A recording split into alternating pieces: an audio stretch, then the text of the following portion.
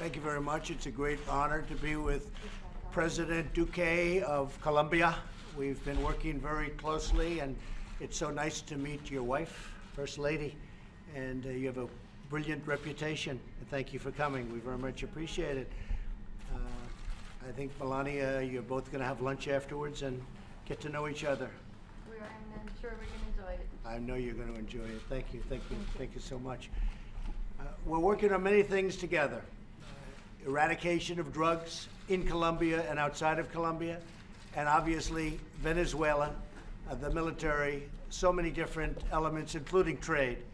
But I think today a lot of it will be devoted to discussing Venezuela and what's happening in Venezuela. We have a very close picture. It's in turmoil right now. People are being treated very badly, and it's a very sad thing to witness, especially since we're so close.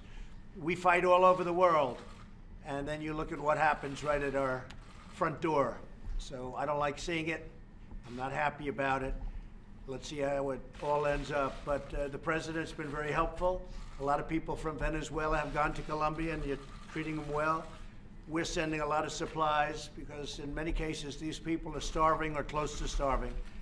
And the people within Venezuela themselves are, in many cases, I mean, they're in bad shape. They're very hungry. I've seen what's going on, and they're very hungry. So I just want to thank the president for working with us, and we're working together. Our militaries are very focused and working together. And let's see how it all turns out. We're going to make things turn out well. That's what we do. We make things work. So thank you very much for being with us. Thank you so much, Mr. President. And I would it. also like to, first of all, express our gratitude for being here. The U.S. and Colombia have been long-term friends, and we have received a lot of support from your administration in the tasks that we have before us, to fight drugs, to fight terrorism, to promote economic growth, and obviously to strengthen trade. But it's something very important to highlight today, and is that we share values on democracy, and we want to work together to put an end to the brutal dictatorship that has been affecting the Venezuelan people. I am very happy that the diplomatic blockade is working like no time before, and I think the days for this dictatorship are about to end, and we have to continue working in those lines. So thank you, Mr. President, for hosting us. Thank you, Madam First Lady, for inviting us to your house, and I'm very pleased that we will continue strengthening the relationship between Colombia and the U.S. Thank you very much, Mr. President. I appreciate it. Thank you. One thing I might add, we have tremendous support, Colombia, but we have tremendous support all over South America, all over the world, really. We have a tremendous number of countries, not only that have joined, but want to do whatever they can do to help with the situation in Venezuela. So we'll be seeing a lot over the next few weeks. Let's see what happens. Okay? Thank you. Thank you. Thank you. Thank you. How much longer is the United States will be able to tolerate the presence of Nicolas Maduro in the Palacio de Miraflores? Because currently right, sure. there is a new president that you recognize as official president, but he's living in Miraflores. How much longer? Well, I have great respect for the man that many people think is the real president of Venezuela. He's very brave. It's a very brave situation, what he's doing, as you know. I've seen what's happened in the streets, and I've seen what's happened with executions, so I really give him a lot of credit. And I think it's going to work out very well. Do you still consider any military solution for Venezuela? Well, I think there are a number of solutions, a number of different options, and we look at all options. And Are you thinking in sending troops to Colombia by? I never talk about that. It's just, But let me add something on the first question that was raised by Vanessa. President Guaido, who is the person about to lead this transition in Venezuela, has a strong support, and we need to give him even stronger support. I think what happened with the EU has been very important. We will host the Lima Group next week in Bogota, and we will, all the countries in the hemisphere, give him stronger support he needs to lead the transition in Venezuela. President Trump, if President Maduro stays in power, do you have a plan B? I always have plan B and C and D and E and F. I have great flexibility. I probably have more flexibility than any man that's ever been in this office. So we'll see. But there are many plans, and we'll see where we go. Right now, we're in an incredible period. I saw the tremendous numbers of people yesterday. You know, you're talking about during the week, just numbers that you rarely see anything like at the protests. So we'll see what a lot of things are happening in Venezuela that people don't know about. And there's a lot of support for what we're doing and for the people that we're talking to. A lot of support, tremendous support. Will you sign the funding bill, Mr. President? Will What? you sign the funding bill? Aid at the border now with Venezuela. What is it plan? How is it going to get into the country? Well, they have to be able to let the food in, and in many cases it's getting in. They blocked one of the bridges, but they haven't been able to block the others. They'd like to try. I think he's making a terrible mistake by not allowing that to happen. It's showing bad things, and really we're trying to get food to people that are starving. You have people starving in Venezuela, and it just shows what can happen with the wrong government. You have the wrong government, bad things happen, but you have many, many people that are in really trouble for just hunger. And so we are delivering, and we're sending tremendous amounts of food and other things, supplies. Mr. President, if I may add to that, I think we have to give a very strong message to the dictatorship. Obstructing the access of humanitarian aid is a crime against humanity. And we have to ensure that the humanitarian aid gets to the Venezuelan people, and Colombia is highly committed to receive humanitarian aid from the U.S. and other countries so that it can access Venezuela and help the Venezuelan people face. Mr. President, will you sign the funding bill, Mr. President? Congressional legislation, will you sign it on the border? Well, we haven't gotten it yet. We'll be getting it. We'll be looking for landmines, because you could have that, you know. It's been known to happen before to people.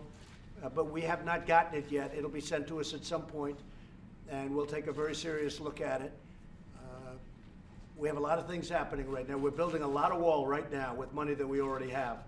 And when people see what we're doing, I think they'll be very surprised. We're doing a lot of work, and we have planned to do a lot of work, but I have not seen it yet. I appreciate all the work the Republicans have done, because they're really going against a radical left. It's a radical left, and they're going against it very hard, and they're fighting. But we're in very good shape, and we're going to take a look at it when it comes. I don't want to see a shutdown. Shutdown would be a terrible thing. I think a point was made with the last shutdown. People realized how bad the border is, how unsafe the border is, and I think a lot of good points were made, but I don't want to see another one. There's no reason for it. And we're going to look at the legislation when it comes, and I'll make a determination then. Are you willing to take less money, Mr. President? Are you willing to take less money this time than what was on the table just a few months ago? Actually, it will be, regardless of what I do, you know, we already have, as you know, a lot of money where we're building existing wall with existing funds, but I have a lot of options. Just like we do with Venezuela, we have on the border. And we have a lot of options, and a lot of things are happening, very positive things. You know, the numbers are almost $23 billion, which you don't report too often. It's about an 8% increase over last year. So if you look at the total funding, it's almost up to $23 billion. It's about 8% higher. The border area is happening. It's going to happen at a really rapid pace. We're giving out contracts right now, and we're going to have a great wall. It's going to be a great, powerful wall. People will not be able to get through that wall very easily. And I think you see that. I think you see it happening. It's very important. It'll also have technology. It'll have drones. It'll have everything else we have. If you look at the other elements, ICE funding will be complete. We have other things happening which people aren't talking about, but we've got a lot of funds for a lot of other things. But with the wall, they want to be stingy.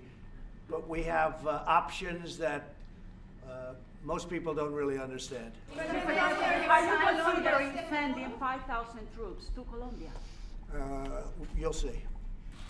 What that means? What that means? You'll see. Go ahead. Any other questions? Will the Colombian president allow it? Okay. Two trips in the past. When are you visiting Colombia? Because you canceled. I'll be visiting. I really want to. I want to visit Colombia. I look forward to visiting. We're You're working invited very, very to come this closely year, on the Mr. drug President. situation. President, would you consider an amnesty to Maduro For exile? Something we haven't thought of. Your thoughts Something on we Ted haven't thought of. Cruz's proposal to use El Chapo money to pay for the wall? Well, it's always interesting. Anything Ted does is interesting. So that's certainly an interesting one. But what that means that we are gonna know. Colombia's drug policy. Yeah, we are working together so that Colombia eradicates some of what they're growing in Colombia. I wouldn't say that at this moment you're ahead of schedule, but hopefully you will be But- at but let me- sometime in the near future. But let me mention something to that question, Mr. President. In the first 4 months of our administration, we have eradicated 60,000 hectares, more than was eradicated in the previous 8 months. We have a goal, and we will commit to that goal, because it is our moral duty to have Colombia free of illegal crops and free of narco trafficking. We have to deliver, we will deliver, because it is our moral duty. Mr. President. I just want to say before you leave, the economy is doing incredibly well. Numbers are really high, really good. We have a big team of people, very talented people over in China right now, negotiating on the China deal. It's going along very well. We'll see what happens, but I think it's going along very well. They're showing us tremendous respect, and something which a lot of countries didn't used to show the United States. They're showing us respect now. Big difference from the old days, I will tell you that. So the deal with China is going very well. The economy is doing fantastically. You saw the Gallup poll that came out, 69% or so say they're going to be in better shape next year than even this year, and they're very happy right now. And that's the best numbers they've had in 16 or 17 years. But the economy is strong. We have a lot of companies coming into the United States. They want to come into the United States. So we have a lot of good things happening, and the wall is being built as we speak. Thank you all very much. Thank you.